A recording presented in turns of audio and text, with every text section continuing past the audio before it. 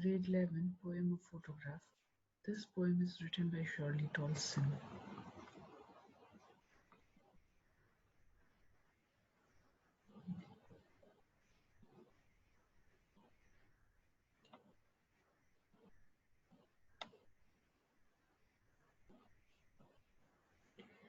Photographs are memories that are captured and kept for lifetime. Shirley Tolson's poetry, A Photograph, captures one such moment when her mother was young and she went on a beach holiday with her cousins. Gone are those days of the mother, that is the poet's mother, and her cousins, but the photograph manages to bring back those memories even after 30 years or later. The laughter of the poet's mother while seeing the photograph has become a past. It is the past incident, but the poet recalls and revives those moments after seeing the photograph long after her mother had passed away. Therefore, we can conclude that photographs are indeed memories that can be cherished.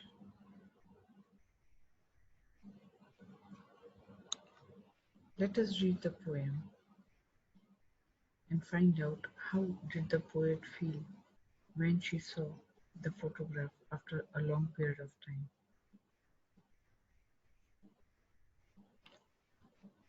The cardboard shows me how it was when the two girl cousins went peddling, each one holding one of my mother's hands, and she, the big girl, some 12 years or so. In this stanza, cardboard refers to the photograph or the snapshot that was clicked before the poet was born.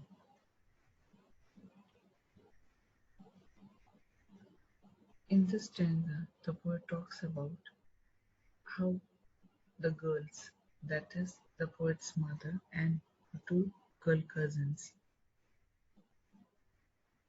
have been seen paddling in the photograph.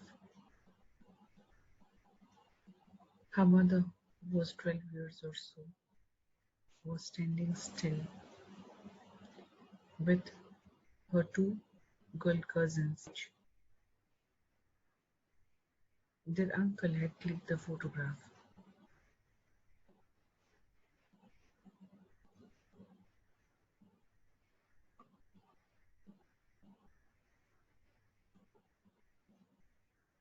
All three stood still to smile through their hair at the uncle with the camera. A sweet face. My mother's that was before I was born. And the sea, which appears to have changed less, washed their terribly transient feet. As the poet describes looking through a photograph or the photo album, which was quite old, she is looking at one picture in particular. It is a picture of three girls, the tallest and the oldest one in the middle, and the two younger and shorter ones at each side of her.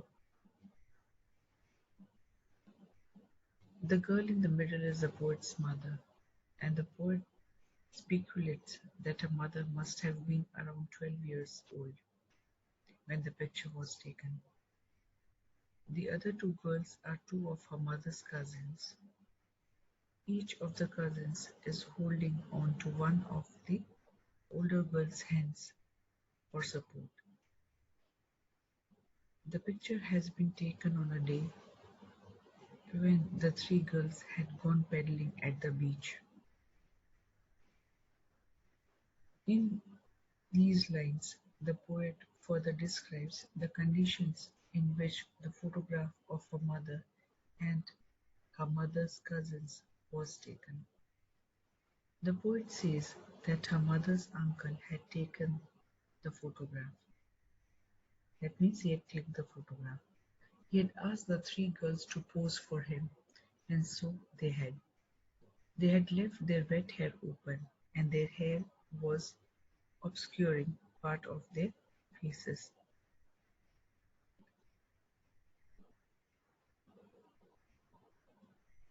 Their faces were covered with their hair, but they seemed to be smiling. However, they looked sweet in the photograph. The poet also says that the photograph was taken long before her own birth. Since then, her mother's face had of course changed since the time the photograph had been taken. In contrast to this, the sea which lay along the beach where the photograph was taken had changed less. This highlights that human beings are mortal, whereas the sea seems to have changed less. That means nature seems to have been immortal. That very sea had been washing the feet of the poet's mother and her two younger cousins. The poet calls those feet terribly transient feet. Since all the girls in the photograph had stopped walking and they were standing still, their footprints or the imprints of their feet seems to have been washed away by the water as the waves rolled on the shore. This again highlights that human beings have their presence marked for a short while, as the footprints had been wiped off by the waves. The presence of the children seems to have been short-lived. So this is where we can conclude that life is short, whereas the nature seems to have been changeless as compared to the life or presence of human beings in the poem. If you read the poetry carefully, you will learn that it has a deep meaning, and the poet who is missing her mother seems to have been in despair. As she could not express herself, she was speechless. Some 20-30 years later, she did laugh at the snapshot. "See Betty and Dolly," she did say, "and look how they dressed us for the beach." The sea holiday was her past, mine with the labored ease of loss. In the given lines, we learn that after 20 to 30 years later, the poet stops looking at the photograph and recalls what her mother used to say about the photograph. The poet isn't sure whether it was 20 years after the photograph was taken or 30 years after it, but she remembers her mother telling her to look at how the cousins, called Betty and Dolly, looked at that time. They had been dressed in such a way that the poet's mother used to feel amusing, and this is why she used to laugh after seeing the photograph. The poet's mother also asked her to look at how their parents had dressed them up for a visit to the beach. Perhaps the plan to take the photograph had been there all along. So this is why the poet is stating that her mother used to laugh after seeing the photograph, and she used to make her look at the photograph, asking her to see how they had been dressed for the beach. The sea holiday was her past, that is, the past of her mother, and her mother's laughter is the past of the poet. Both vary with the labored ease of loss. If you read this line carefully, you will learn how she felt after her mother passed away, when she seems to have been going through the photo album and seeing the photograph after a long time.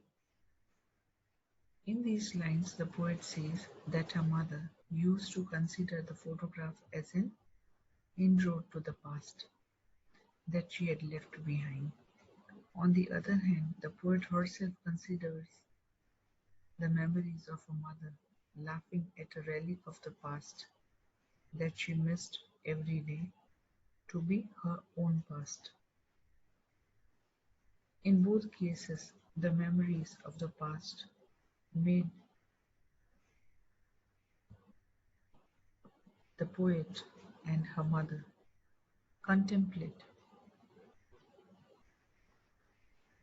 and feel disappointed as they tried hard to come to terms with what they had lost. The poet's mother had lost her childhood days, whereas the poet had lost her mother, and as she could not see her laugh at the photograph, she missed her mother a lot.